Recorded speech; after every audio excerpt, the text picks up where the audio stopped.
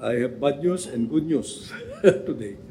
I'm not usually used to this kind of press conferences, but I'll do my best to deal with this. First, I would like to announce that as far as I am concerned, the Executive Secretary, the President declined the courtesy resignation that I tendered.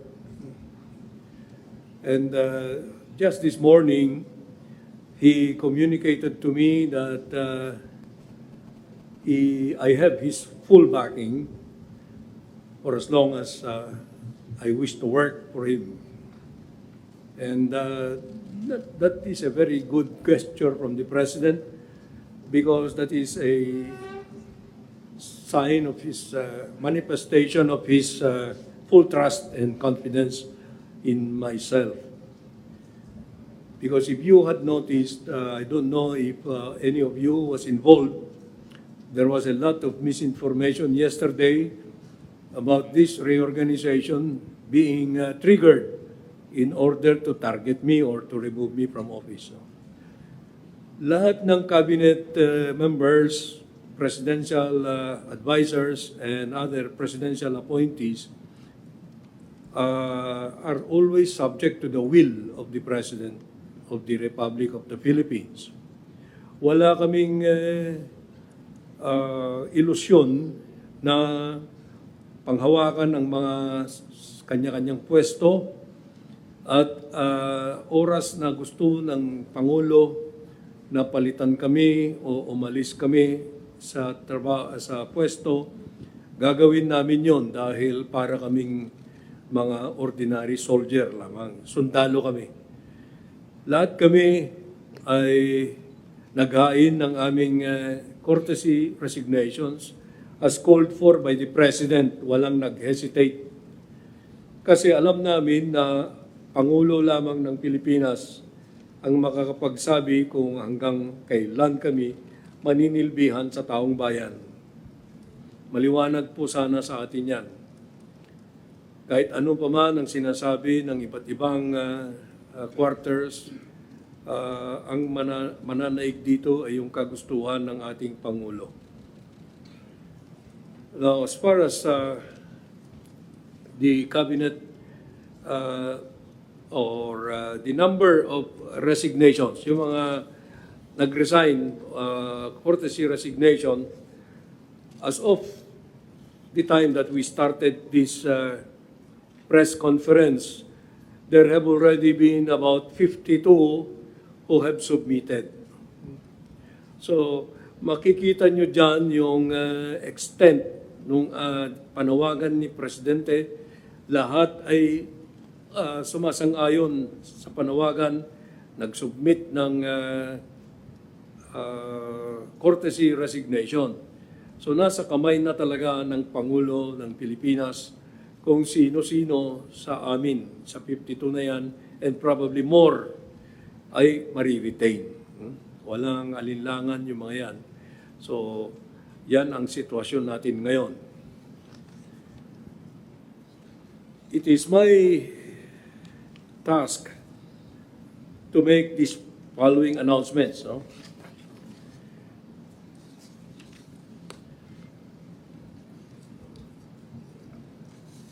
Because of the importance, dahil sa kahalagahan ng economic team sa buhay ng ating bansa, yan po ang unang inaksyonan ng ating Pangulo. After careful evaluation, the President decided to retain the following members of the Cabinet. Take note. Una, ang ating DTI Secretary Maria Cristina A. Roque, retained. Pangalawa, ang ating Department of Finance Secretary Ralph G. Recto. Pangatlo, ang ating DepDev Secretary Arsenio M. Balisacan. Pang-apat, ang ating DBM Secretary Amena F. Pangandaman. At ang panlima, ang ating SAPEA Secretary Frederick Go. Itong lima na ito ay magpapatuloy sa kanilang panunungkulan, paninilbihan sa ating taong bayan at makakaasa kayo na sila naman ay sincero o dedicated sa kanilang sinumpaang katungkulan.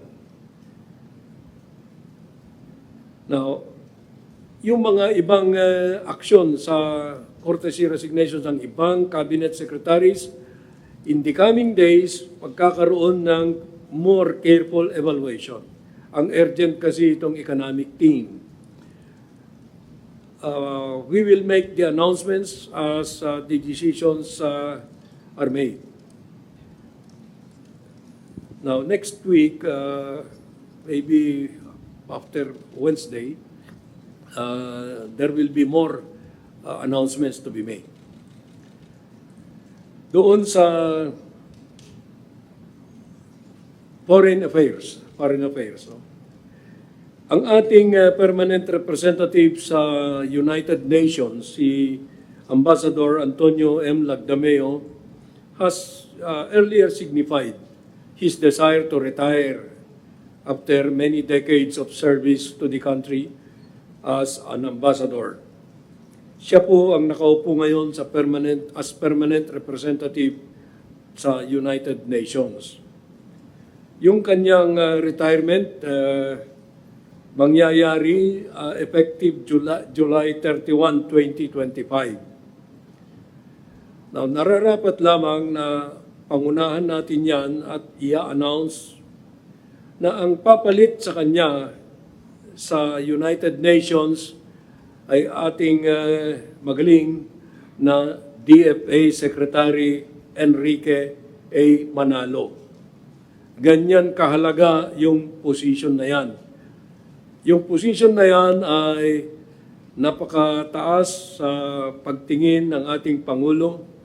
Kaya si Secretary Manalo mismo ang ilalagay natin dyan, nakapalit ni Ambassador Antonio Lagdameo, effective August 1. Ang papalit naman kay Secretary Manalo ay isa ring very capable na diplomat na napag-retire na sa regular service pero naninilbihan ngayon na Undersecretary ng DFA. Ito si former Ambassador Tess Lazaro. Siya po ang hawak ng Department of Foreign Affairs effective July 31, 2025, pagka na-appoint na si Secretary Manalo. Okay.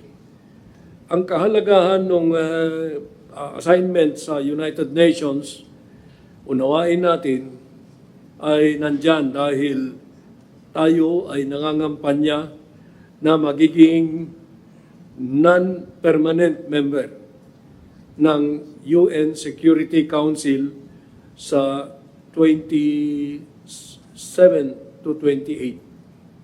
2027 to 2028. Okay.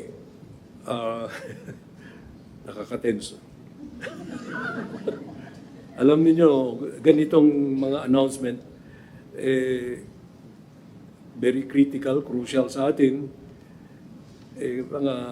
Mga subjects nito, kagaya ko, ay magkakasama kami ng matagal. No? Mahirap mong ma-overlook yung mga ganyan.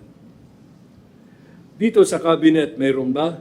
Tinanggap ng mayroon pa ba? Okay. Sa ngayon, maari ko lang i-announce ang dalawa dahil under evaluation pa yung karamihan. Yung mga mariretain, suspense muna. Yung mga mariretain, marami sa kanila alam na nila na mariretain sila.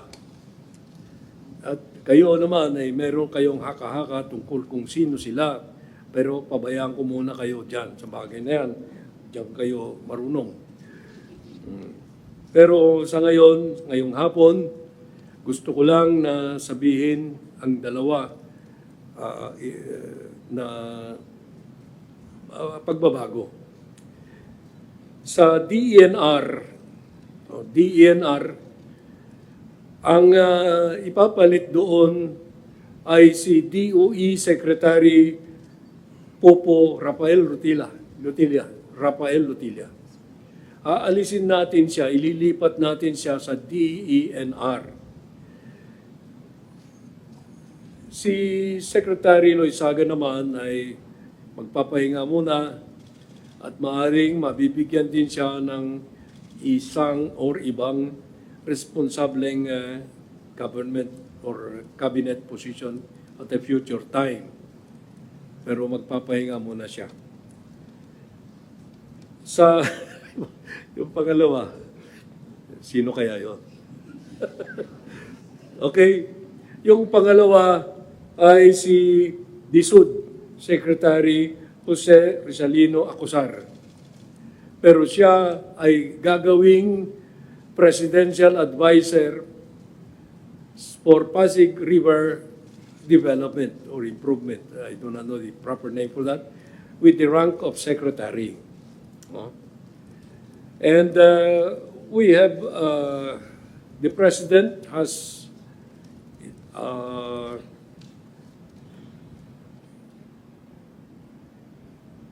he is going to be replaced by a former Undersecretary sa DSUD, si Engineer Jose Ramon Aliling. Si incoming Secretary Aliling, former Undersecretary ng DSUD, naging in charge sa pambansang pambahay para sa Filipino Housing, 4PH program and Pasig Bigyan Buhay Muli Project. Ibig sabihin, hindi na siya bago sa DSUD. Siya po ay President ng Chief Executive Officer ng Jose Aliling Construction Management Group of Companies.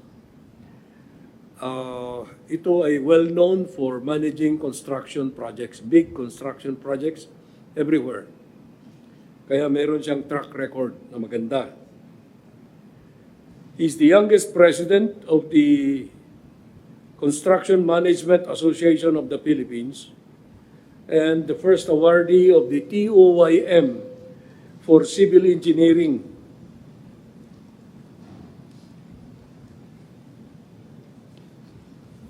Okay. By the way, for material background, si Popo Lutilla, Secretary Popo Lutilla, ay napakahusay yan. No? Tahimik na magtrabaho, but siya po ay kilalang lawyer, legal luminary, who finished his legal education, basic legal education, sa UP. Then he went on to Michigan Law School for masteral studies. He has been around in government for 2 decades. If you remember, mga bata pa kayo, pero siguro mayroon sa inyo mga nakakaalala na siya at certain administrations, siya po ay pinagkakatiwalaan na ng malalaking responsibilidad.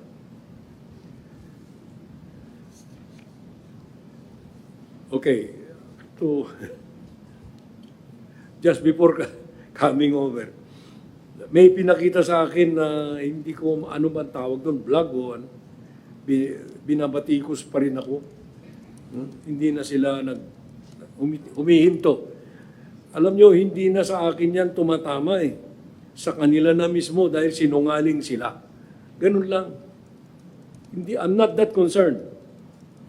Pero hindi na natin pag-uusapan yan. Basta sinabi ko, tigilan na nila. Kasi walang mangyayari. Tapos na laban nila. So with that, may I request the moderator to start the ball rolling. Um, By the way, before we do that, to my right is Undersecretary Leonardo Roy Cervantes. And to my left is a massive figure, like Undersecretary Al-Asri Muhammad Sali. They are my undersecretaries in the Office of the Executive Secretary. So, thank you. Yes, for our first question, Ivan Maydina, GMA7. No, Secretary, gentlemen. Sir, nabanggit po kahapon kabilang sa mga magiging basihan sa desisyon who gets retained and who gets replaced ay performance and issues of corruption. Sa mga mapapalitan po, ano hong nangyari? Ano hong naging basis kung bakit sila matatanggal? Secretary? Si Secretary Loizaga, walang issue na corruption dyan. Maybe there is just a perception, I don't know how fair or unfair that perception is, na mas ma-limit siya sa labas ng bansa. Yun ang recurring na pinapadating sa amin. Ngunit wag na natin siyang husgahan. No? Whether inefficiency yan o hindi, that's not up for us to do. But the evaluation showed that it was time to have her rest muna. So nag-underperform na po? Underperform siguro ang tawag dyan. Oo. Kasi kung may expectations ang presidente and you do not perform, ang messaging is underperformance is not going to be allowed. Oo. Yung kay Secretary Acosar, hindi mo rin masabing corruption yan. Wala. Hindi mo rin masabing underperformance, under-delivery. Alam mo, napakataas yung nilagay niyang standard niya when he accepted the job. But you know, he is a very efficient he was very efficient in the private sector, and we expect that the President expected na makapag-deliver siya. Pero I don't know if he set the standard too high for himself dahil 1 million housing a year, housing units. There may have been obstacles in his way which were beyond his control and beyond the control of government. But to us now, because of the results of the election, it's time for the President to take him out there and bring another one who might make a better performance.